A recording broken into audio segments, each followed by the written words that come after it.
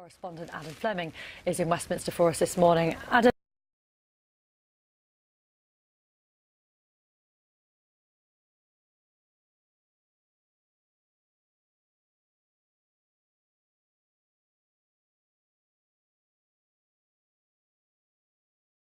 Secretary for a number of years. Is this perhaps some kind of admission that not enough work was done during that time to tackle this?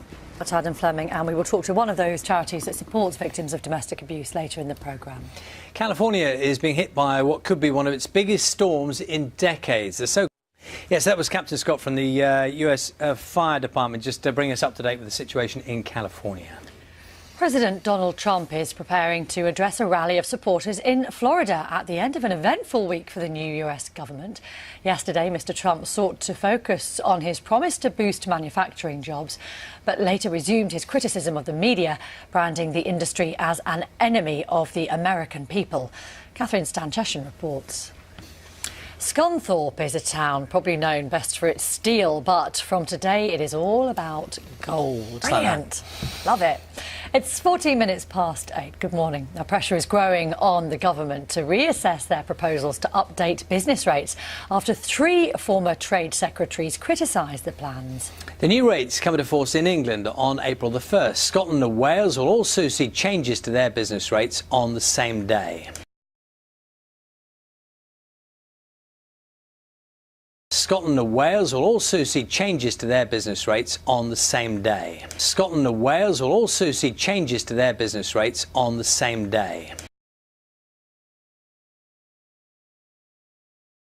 Scotland and Wales will also see changes to their business rates on the same day. Well, Craig Beaumont is from the Federation of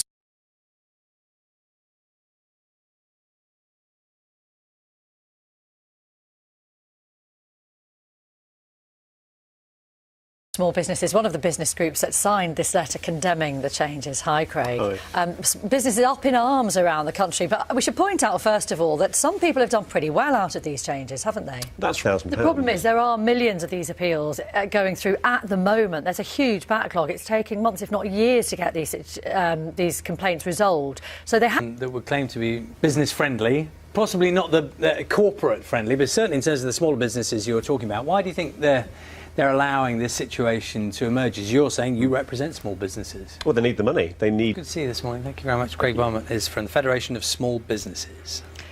Well, we've seen lots of pictures this morning of the extreme weather that's causing chaos in parts of California. It's been given a name. The name is amazing. It's called a bombogenesis.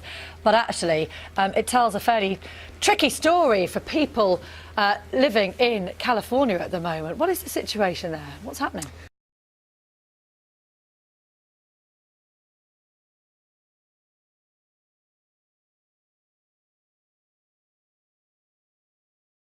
Prosecutions and indeed convictions is going up, which presumably you would applaud, but much of this, as you say, is still underreported. Why is that? These new laws may well look at is the offence of controlling and coercive behaviour, psychological abuse. How important is it that that's addressed?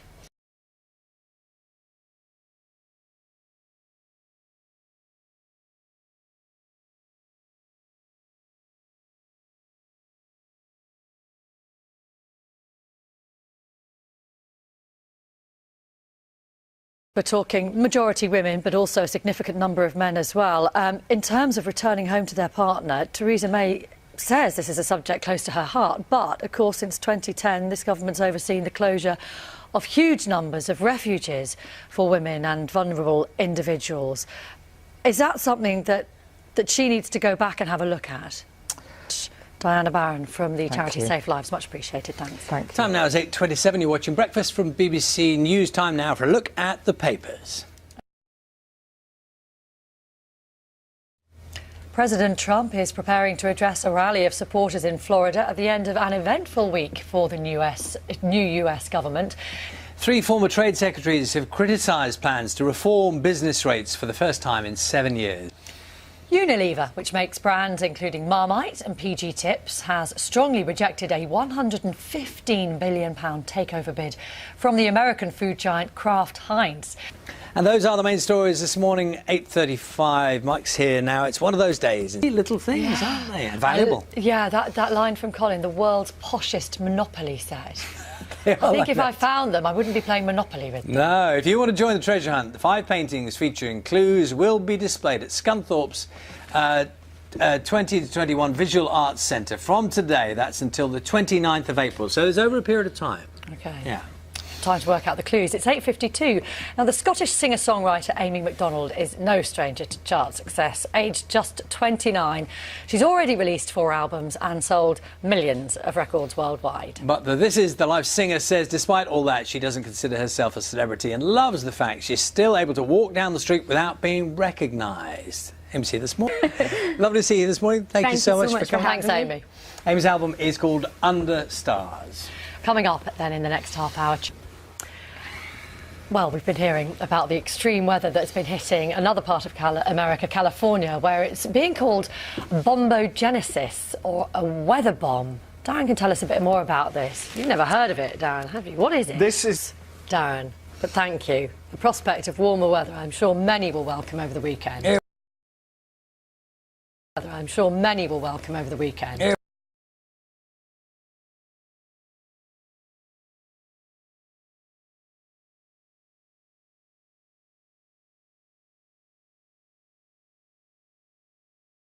Will happen. 9:27 the time. You're watching Breakfast from BBC News. Time for a look at the papers now. Morning. Pleasure. Thanks, Tom. We're on BBC One, of course, until 10 o'clock this morning when Michael Rood Jr. takes over in the Saturday kitchen. Michelle, I'm so sorry. Very good morning to you. How are you? Very much. Good to see you here this morning. Thanks, Simon.